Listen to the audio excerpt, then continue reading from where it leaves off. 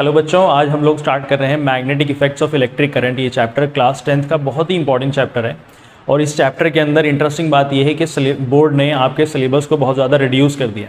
बेटा हम इसके अंदर सिर्फ उन्हीं टॉपिक्स को पढ़ेंगे जो आपके बोर्ड एग्जाम्स में पूछे जा सकते हैं, बाकी उन टॉपिक्स को हम लोग नहीं पढ़ेंगे जो आपके बोर्ड एग्जाम्स में रिड्यूस कर दिए गए। हम लोग इस चैप्टर के अंदर बेटा स्टार्ट करते हैं सबसे पहले इफेक्ट्स ऑफ इलेक्ट्रिसिटी को।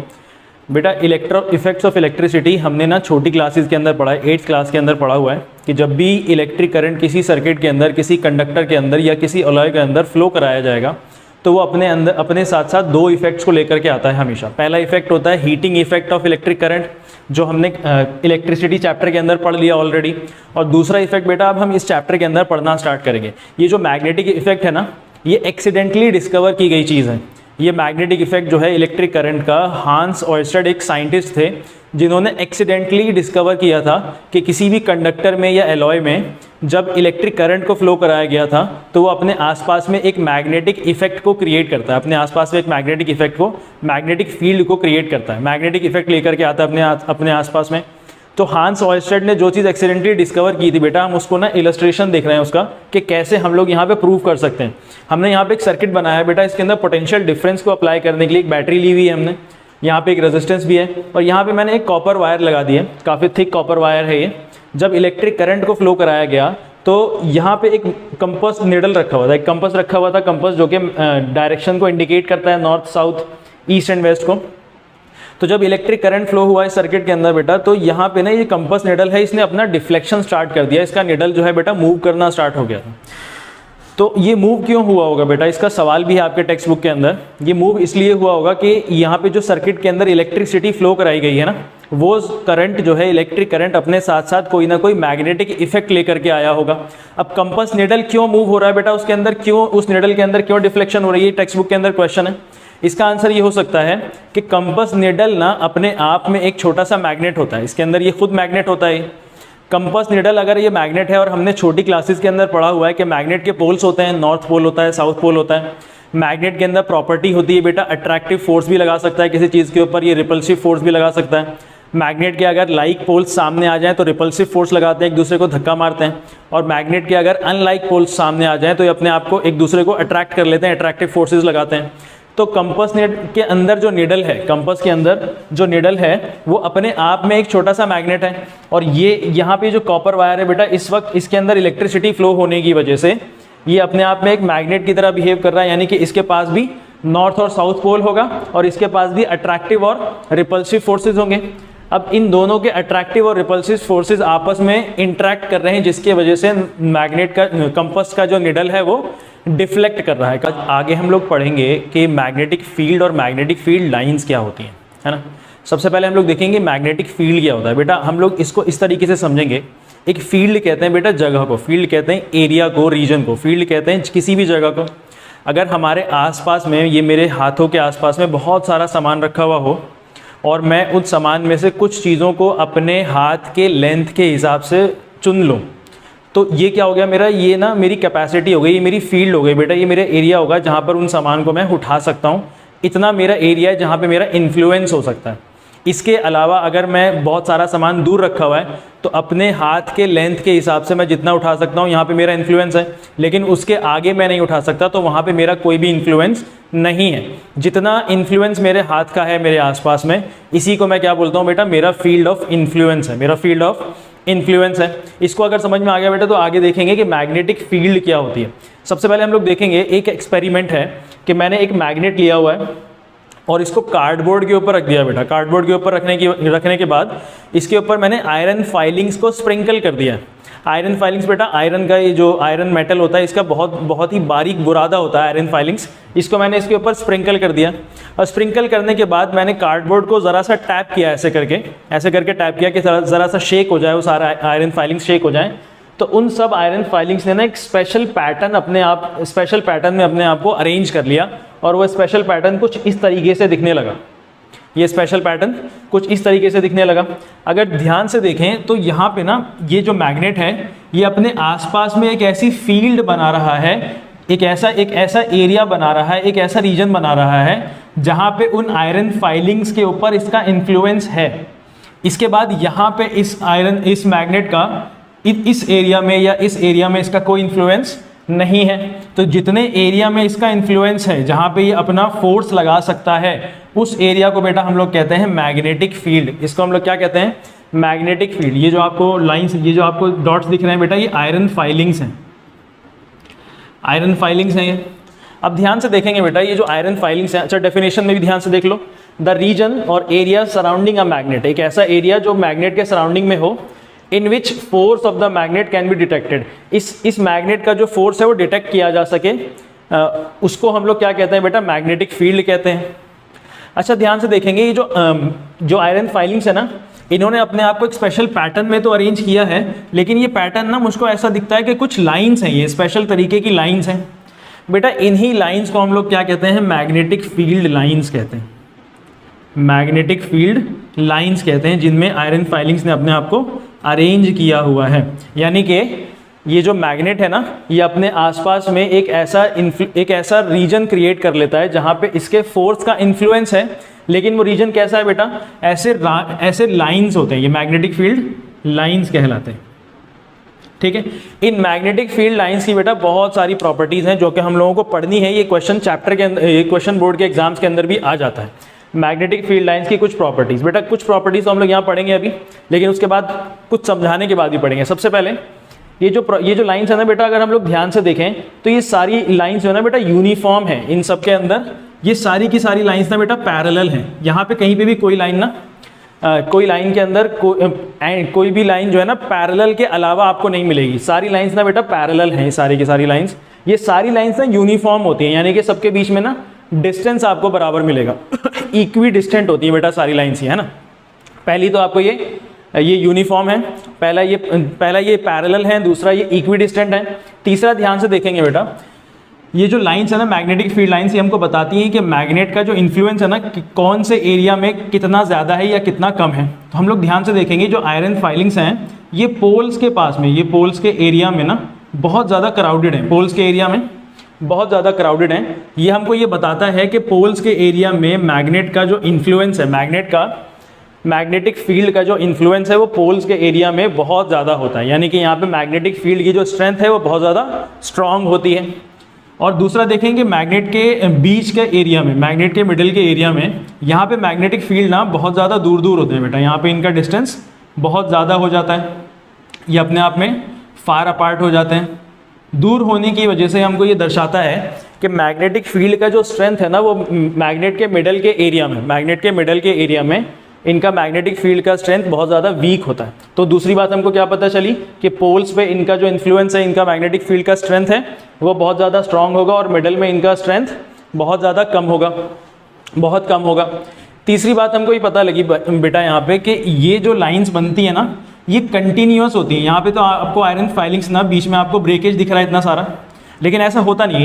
ये जो आयरन फाइलिंग्स है ना ये तो लिमिटेड नंबर में, इसलिए इसने अपने आप को ब्रेकेज में दिखाया हुआ है। लेकिन जो मैग्नेटिक फील्ड लाइंस होती है ना बेटा ये क्लोज्ड होती हैं और कंटिन्यूअस होती है, ये हमेशा ये कंटिन्यूअस होती है। बीच में इसके कहीं पे भी ब्रेकेज नहीं मिलेगा आपको। यहाँ पे हमेशा लाइंस कैसी रहेंगी, हमेशा कंटिन्यूअस रहेंगी, बीच में कहीं पे भी ब्रेकेज नहीं होगा। ये आपके पास 3 प्रॉपर्टीज हो गई। इसके बाद देखेंगे ज़रा ये मैग्नेटिक फील्ड बेटा ये होती क्या है। मैग्नेटिक फील्ड ना बेटा एक वेक्टर क्वांटिटी है। वेक्टर क्वांटिटी हम लोगों ने पढ़ा है कि इसके पास मैग्नीट्यूड भी होगा और डायरेक्शन भी होगा। इसके पास मैग्नीट्यूड भी होगा और डायरेक्शन भी होगा। मैग्नीट्यूड का मतलब है कि इसके आसपास के एरिया में ना इसका जितना भी स्ट्रेंथ होगा बेटा उसको नंबर्स में रिप्रेजेंट किया जा सकता है, बड़ी क्लासेस में पढ़ेंगे हम लोग। सिर्फ इतना याद रखिए यहाँ पे कि इसके मैग्नीट्यूड को, जो मैग्नेटिक फील्ड का जो स्ट्रेंथ है बेटा इसके मैग्नीट्यूड को हम लोग नंबर्स में रिप्रेजेंट कर सकते हैं। दूसरी बात इसके पास डायरेक्शन भी होता है। क्या ये मैग्नेटिक फील्ड जो है बेटा इसका डायरेक्शन हम लोग निकाल सकते हैं? बिल्कुल निकाल सकते हैं। ज़रा देखिए, हम लोगों को यहाँ पे ऐसा देखने में लगता तो है कि ये जो लाइन्स है ना ये कहीं से बेटा इमर्ज हो रही है और कहीं पे जाकर ये अंदर की तरफ घुस रही है मैग्नेट के अंदर।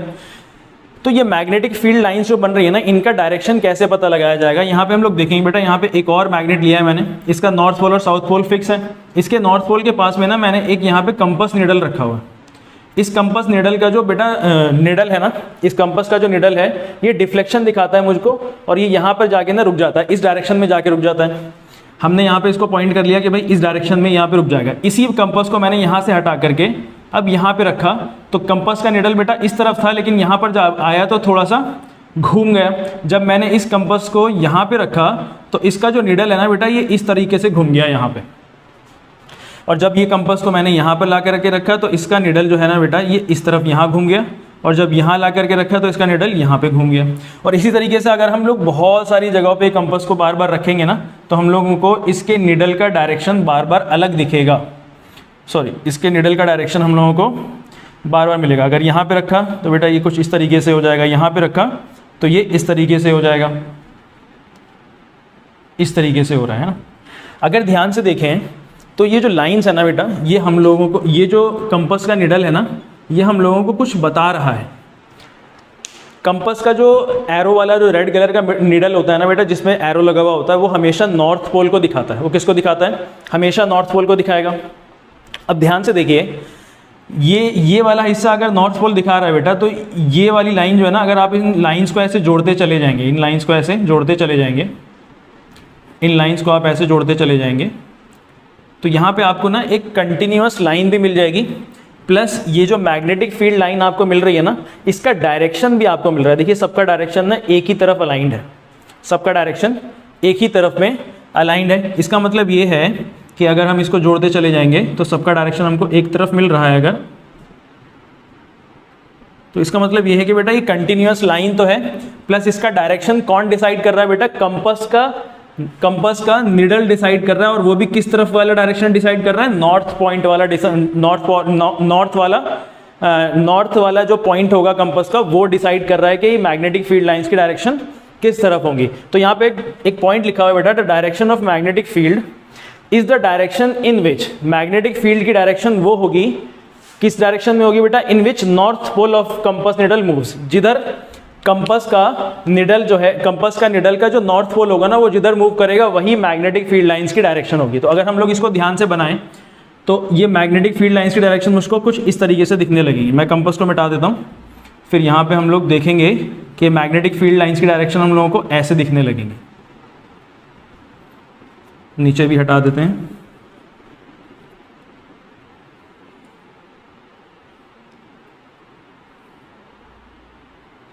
अगर ध्यान से हम लोग देखें तो यहाँ पे हम लोगों को पता लग रहा है कि एक नई प्रॉपर्टी हम लोगों ने अभी यहाँ पे पढ़ी, 3 प्रॉपर्टीज बेटा हमने ऊपर पढ़ी थी। अगली प्रॉपर्टी यहाँ पे हम लोग पढ़ लेंगे कि मैग्नेट में से मैग्नेटिक फील्ड लाइंस का डायरेक्शन, मैग्नेटिक फील्ड लाइंस का डायरेक्शन कैसा होगा बेटा?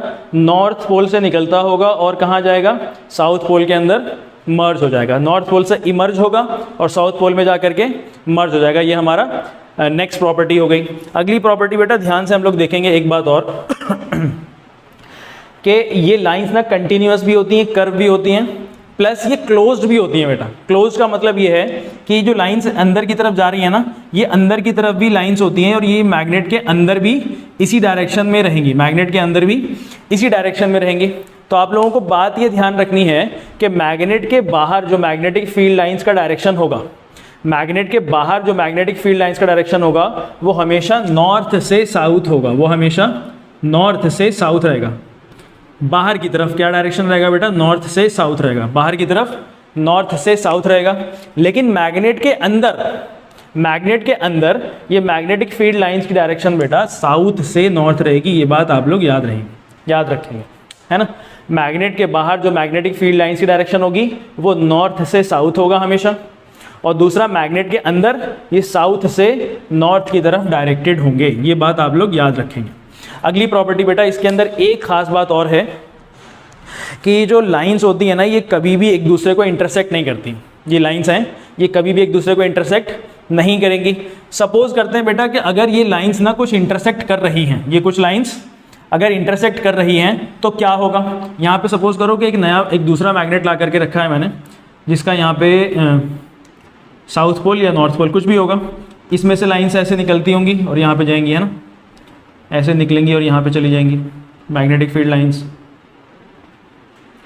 अब ये जो लाइन है बेटा, ये हमको दिख रहा है कि हो सकता है यहाँ पे इंटरसेक्ट कर जाए, लेकिन ये कभी भी इंटरसेक्ट नहीं करेगी, कभी भी इंटरसेक्ट नहीं करेगी। लेकिन हम लोग यहाँ पे देखेंगे कि सपोज करो कि भाई इंटरसेक्ट कर जाए लाइन, अगर ये इंटरसेक्ट लाइन कर जाए तो होगा क्या? मान लो कि यहाँ पे मैंने लाइन को इंटरसेक्ट करा दिया बेटा, यहाँ पे मैंने लाइन को इंटरसेक्ट करा दिया है।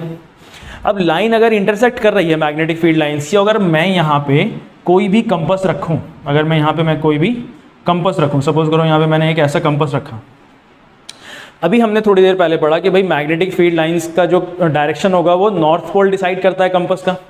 तो यहाँ पे बेटा नॉर्थ पोल जो है क्या कर रहा होगा, यहाँ पे कंपास का निडल इस तरफ डायरेक्शन शो कर रहा होगा इस वाली फील्ड लाइन की वजह से, और इस वाली फील्ड लाइन की वजह से बेटा ये नॉर्थ पोल इस डायरेक्शन में शो कर रहा होगा। क्या एक मैग्नेट एक कंपास एक वक्त में दो अलग अलग डायरेक्शंस दिखा सकता है? क्या यहाँ तो अगर हमने मैग्नेट को यहाँ रखा, कंपास को यहाँ रखा, तो ये बता रहा है कि एक वक्त में बेटा यहाँ भी नॉर्थ है और यहाँ भी नॉर्थ है। क्या पॉसिबल है ये बात? ये बात पॉसिबल नहीं है ना। ये बात बिल्कुल अब्सर्ड है, बेतुकी बात है ये। इसीलिए हम लोग ये बोलते हैं कि जो मैग्नेटिक फील्ड लाइंस होती हैं ना, कभी भी एक दूसरे को इंटरसेक्ट नहीं करती हैं। बच्चों आगे हम लोग पढ़ेंगे मैग्नेटिक इफेक्ट जो है ना, अभी हमने चैप्टर के अंदर स्टार्टिंग में पढ़ा था कि जब भी किसी सर्किट के अंदर, किसी कंडक्टर के अंदर, एलॉय के अंदर इलेक्ट्रिक करंट को फ्लो कराया जाएगा तो वो अपने साथ साथ मैग्नेटिक इफेक्ट को लेकर के आता है। इसी के साथ हमारा एक नया टॉपिक स्टार्ट होता है, magnetic field due to a current carrying straight conductor. बेटा कोई एक स्ट्रेट कंडक्टर, एक वायर है जो कि करंट को कैरी कर रहा है, करंट उसके अंदर से फ्लो कर रहा है, तो वो अपने आसपास में मैग्नेटिक इफेक्ट बनाएगा, वो अपने आसपास में मैग्नेटिक फील्ड को बनाएगा, एक मैग्नेटिक इफेक्ट को क्रिएट करेगा। इसी को समझने के लिए ना यहाँ पे हमने एक इलस्ट्रेशन दिखाया है। ये ऑब्जर्वेशन किस तरीके से है देखते हैं ज़रा। यहाँ पे एक स्ट्रेट करंट कैरिंग कंडक्टर लिया गया, एक वायर ली गई है, इसमें से करंट को फ्लो कराया जा रहा है, प्लस यहाँ पे बेटा बीच के अंदर से ना होल किया गया है, यहाँ पे होल में इस वायर को निकाल करके, और इसमें ये कार्डबोर्ड है, यहाँ पे ये होल करके बीच में एक कार्डबोर्ड लगाया हुआ है। इस कार्डबोर्ड के ऊपर फिर से वही आयरन के फाइलिंग्स को स्प्रिंकल कर दिया गया है, बहुत ही बारीक से जो टुकड़े होते हैं आयरन के उनको स्प्रिंकल कर दिया गया। स्प्रिंकल करने के बाद ये करंट जब फ्लो कराया गया और इस कार्डबोर्ड को ज़रा सा टैप करा, इस कार्डबोर्ड को ज़रा सा टैप करेंगे तो ये कार्डबोर्ड के ऊपर जो ये स्प्रिंकल्स हैं, ये जो आयरन के फाइलिंग के स्प्रिंकल्स हैं, आयरन के फाइलिंग्स हैं, ये अपने आप को एक स्पेशल पैटर्न में अरेंज कर रहे हैं, ये अपने आप को एक स्पेशल पैटर्न में अरेंज कर रहे हैं। इस अरेंजमेंट को अगर हम लोग ध्यान से देखें बेटा, तो अगर ये अरेंजमेंट इस तरीके से हो रही है तो यही मैग्नेटिक फील्ड होगा और यही मैग्नेटिक फील्ड लाइंस होंगी। ये मैग्नेटिक फील्ड अपने आप को किस तरीके से बना रहा है बेटा? कंसेंट्रिक सर्कल्स के फॉर्म में बना रहा है। कैसा बना रहा है? कंसेंट्रिक सर्कल्स के फॉर्म में बना रहा है। प्लस इस मैग्नेटिक फील्ड लाइंस कैसी होंगी बेटे? कंसेंट्रिक सर्कल के फॉर्म्स में होंगी, कंसेंट्रिक सर्कल्स के फॉर्म में होंगी। देखो इस मैग्नेटिक फील्ड लाइन जो बन रही है यहाँ पे, इनकी कुछ प्रॉपर्टीज लिखी हुई हैं, properties of magnetic field lines. Magnetic field lines, पहली प्रॉपर्टी बेटा, magnetic field lines are in the form of concentric circles.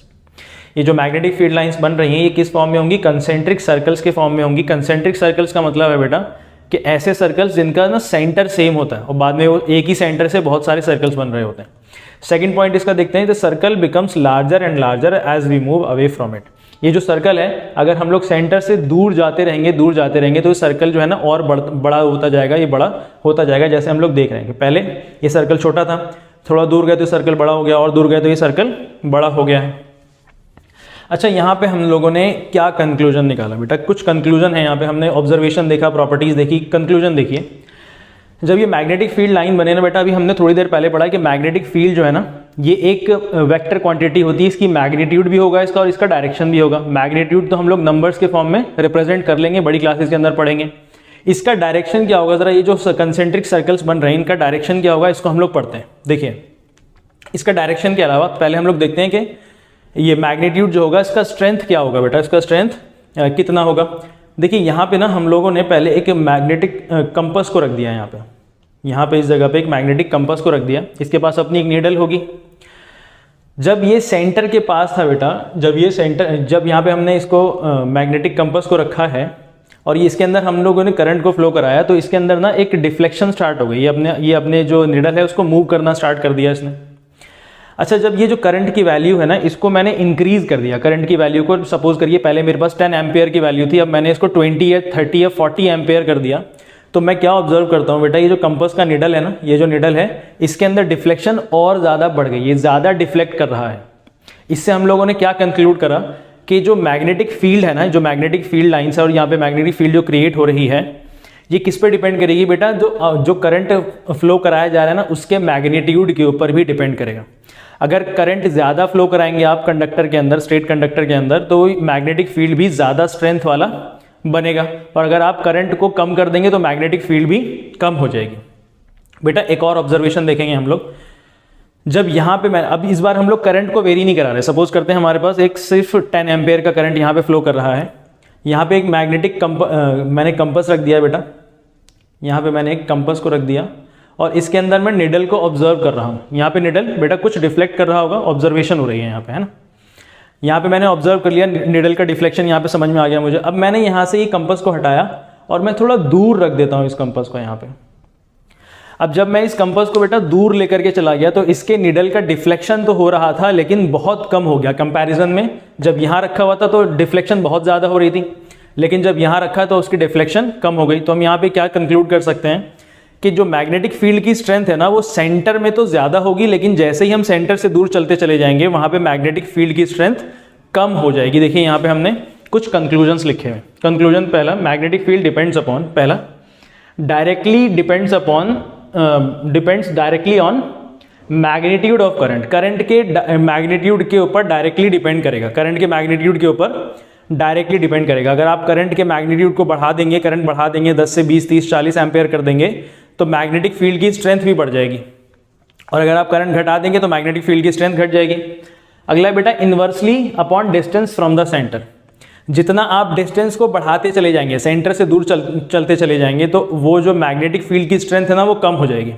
और अगर आपने डिस्टेंस को कम कर दिया, आप सेंटर के और ज़्यादा करीब चले गए, सेंटर के पास चले गए, इस सेंटर के पास चले जाएंगे तो आपका जो मैग्नेटिक फील्ड की स्ट्रेंथ है ना बेटा वो बढ़ती चली जाएगी। ये इन्वर्सली डिपेंड करता है। आगे बेटा इसके अंदर हम लोग पढ़ेंगे डायरेक्शन। हमने 4 चीज़ें पढ़ी हैं इसके अंदर, ऑब्जर्वेशन, प्रॉपर्टीज, तीसरा है कंक्लूजन और चौथा है डायरेक्शन। डायरेक्शन के लिए हम लोग यहाँ पे एक रूल पढ़ेंगे, राइट हैंड थंब रूल। इसी रूल को बेटा ना इसको हम लोग मैक्सवेल्स कॉर्कस्क्रू रूल भी कहते हैं,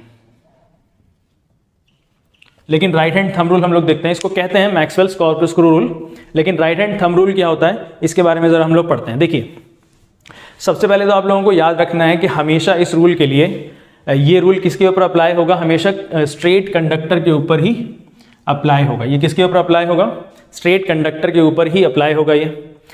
अब ये राइट हैंड थंब रूल क्या कहता है कि आप इमेजिन करिए कि आपका जो राइट हैंड है वो आपके कंडक्टर को होल्ड किया हुआ है, जिसके अंदर करंट फ्लो कर रहा है उसको आपने होल्ड किया हुआ है, और करंट की डायरेक्शन को आप लोग देख लेंगे कि किस तरफ है। आपका थंब जो है बेटा वो उस डायरेक्शन में रहेगा जिस डायरेक्शन में करंट है। तो मैंने अपना थंब पहले तो राइट हैंड लिया और मैंने कंडक्टर को होल्ड कर लिया, और मैंने अपने थंब का डायरेक्शन किस तरफ कर दिया बेटा, जिस तरफ करंट का डायरेक्शन है। तो ये थंब किस तरफ दिखा रहा है, करंट की डायरेक्शन में दिखा रहा है। अब ये जो बाकी बचे हुए फिंगर्स हैं बेटा आपके, ये फिंगर्स कर्ल होंगे, फिंगर्स रैप होंगे। जिस डायरेक्शन में फिंगर्स रैप होंगे ना वही डायरेक्शन मैग्नेटिक फील्ड का होगा, आप लोग यहाँ पे देखिए ध्यान से, ये करंट का डायरेक्शन नीचे है तो फिंगर जो कर्ल हो रहे हैं बेटा वो इस तरफ हो रहे हैं, तो ये डायरेक्शन किस तरीके का बन रहा है, ये एक क्लॉकवाइज डायरेक्शन बन रहा है, ये एक क्लॉकवाइज डायरेक्शन बन रहा है। क्लॉकवाइज इसका मैग्नेटिक फील्ड होगी, क्लॉकवाइज मैग्नेटिक फील्ड होगी।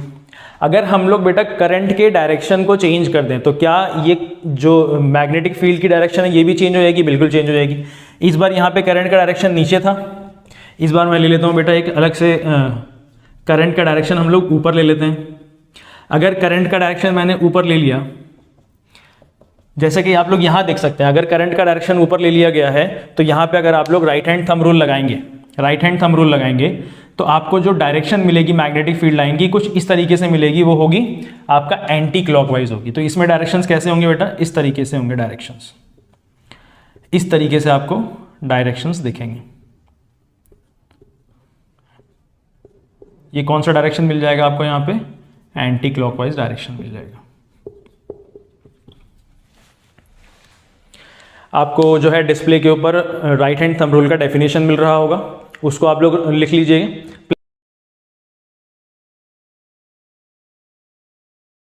प्लस हम लोग एक क्वेश्चन भी करेंगे बेटा, एक क्वेश्चन है जो ये क्वेश्चन देखेंगे हम लोग ध्यान से। ये क्वेश्चन क्या कह रहा है कि एक ना वायर है, स्ट्रेट करंट कैरिंग कंडक्टर है, जिसके अंदर करंट फ्लो कर रहा है बेटा, ईस्ट से वेस्ट डायरेक्शन में करंट फ्लो कर रहा है, ईस्ट से वेस्ट डायरेक्शन में करंट फ्लो कर रहा है। अब हमको ये सवाल ये पूछता है कि ईस्ट से वेस्ट डायरेक्शन में करंट अगर फ्लो कर रहा है तो इस वायर के बेटा ऊपर और नीचे, अबव एंड बिलो में मैग्नेटिक फील्ड लाइन का डायरेक्शन क्या होगा, मैग्नेटिक फील्ड का डायरेक्शन क्या होगा। ज़रा ध्यान से देखेंगे बेटा, अगर हम ये इसको एक straight current carrying conductor consider कर रहे हैं तो इसके ऊपर हम लोग राइट हैंड थंब रूल को अप्लाई कर सकते हैं। अगर यहाँ पे मैं right hand thumb rule apply करूँ बेटा, तो मैं इमेजिन करूँगा कि ये वायर मैं अपने हाथ में होल्ड किया हुआ, ये मैंने इमेजिन कर लिया। अगर ये इमेजिन कर रहा हूँ तो मैं इस थंब को किस डायरेक्शन में लेकर के जाऊँगा, इस करंट के डायरेक्शन में लेकर के जाऊँगा। अगर मैं इस करंट के डायरेक्शन में अपने थंब को लेकर के जा रहा हूँ तो मेरी फिंगर्स बेटा इस तरीके से कर्ल हो रही है, मेरी फिंगर्स इस तरीके से कर्ल हो रही हैं। तो ऊपर की तरफ से जो है ना अंदर की तरफ जा रहे हैं मैग्नेटिक फील्ड, और बाहर नीचे की तरफ से बाहर आ रहा है। तो अपवर्ड कैसा हो जाएगा बेटा, इनवर्ड, सॉरी अबव कैसा हो जाएगा मैग्नेटिक फील्ड, इनवर्ड हो जाएगी, और बिलो कैसी हो जाएगी बेटा, ये आउटवर्ड हो जाएगी। लेकिन क्वेश्चन के अंदर सिर्फ इतना नहीं पूछा, उसने बोला है कि बेटा अगर आप ईस्ट से देखेंगे, east direction they, east and से देखेंगे तो आपको कैसा दिखेगा, और अगर आप वेस्ट एंड से देखेंगे तो आपको कैसा दिखेगा। हम लोग ध्यान से देखेंगे, अगर मैंने ईस्ट एंड से इस वायर को देखना स्टार्ट करा, इस वायर को मैं अगर ईस्ट एंड से देखूंगा तो मुझको बेटा ये ऊपर से इनवर्ड जाते हुए दिख रहा है और नीचे से आउटवर्ड आते हुए दिख रहा है, तो मुझको ये बेटा क्लॉकवाइज आते हुए दिख रहा है। अगर मैं ईस्ट एंड से इसको देखूंगा, ईस्ट एंड से अगर मैं देखूं इसको, तो मुझको ये क्लॉकवाइज डायरेक्शन में मैग्नेटिक फील्ड दिख रही है, क्लॉकवाइज मैग्नेटिक फील्ड होगी। और अगर मैं इसको बेटा वेस्ट एंड से देखूंगा, दूसरे एंड से देखूंगा, तो मुझको कैसा दिखेगा। अगर मैं इसको वेस्ट एंड से देखूं, देखिए अगर मैं इसको वेस्ट एंड से देखूं तो मुझको यहाँ पे ऊपर से इनवर्ड और नीचे से आउटवर्ड आते हुए दिख रही है, तो मुझको ये एंटी क्लॉकवाइज दिख रहा है, anti clockwise magnetic field lines दिख रही है।